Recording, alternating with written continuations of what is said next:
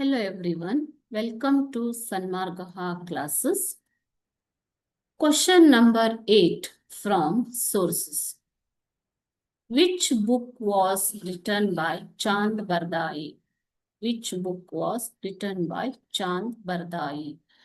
ಚಾಂದ್ ಬರ್ದಾಯಿ ಬರೆದಂತಹ ಬುಕ್ ಯಾವುದು ಅಂತ ಕೇಳ್ತಾ ಇದ್ದಾರೆ ಮಕ್ಕಳು. ಓಕೆ,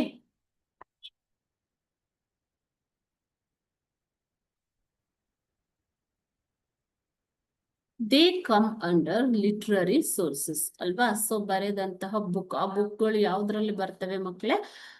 ಲಿಟ್ರರಿ ಸೋರ್ಸಸ್ ಅಲ್ಲಿ ಬರ್ತವೆ. Okay, so the literature return by Indian is called as native literature. ಇದು ನೇಟಿವ್ ಲಿಟ್ರೇಚರ್ ಅಲ್ಲಿ ಬರುತ್ತೆ. ಓಕೆ, ಸೊ ಬೇರೆ ಬೇರೆ ತರದ ಬೇರೆ ಬೇರೆ ನೇಟಿವ್ ಲಿಟ್ರೇಚರ್ಗಳು, ಬೇರೆ ಬೇರೆ ಲೇಖಕರು, ಟ್ರಾವೆಲರ್ಸ್ ಬರೆದಂತಹ ಲಿಟ್ರೇಚರ್ಗಳು, ನೇಟಿವ್ ಲಿಟ್ರೇಚರ್ಗಳು ಇದ್ದಾವೆ, ಸ್ಥಳೀಯ ಸಾಹಿತ್ಯಗಳು. ಓಕೆ, ನೇಟಿವ್ ಅಂತಂದ್ರೇನು? ಸ್ಥಳೀಯ ಸಾಹಿತ್ಯಗಳು.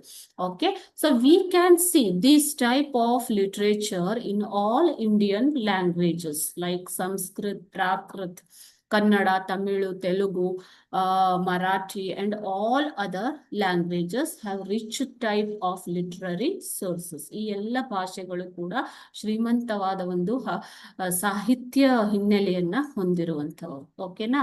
ಸೊ ಅದರಲ್ಲಿ ಚಾಂದ್ ಬರ್ದಾಯಿ ಬರೆದಂತಹ ಬುಕ್ ಕೂಡ ಒಂದು. Okay, so which is that book written by Chand Bardai?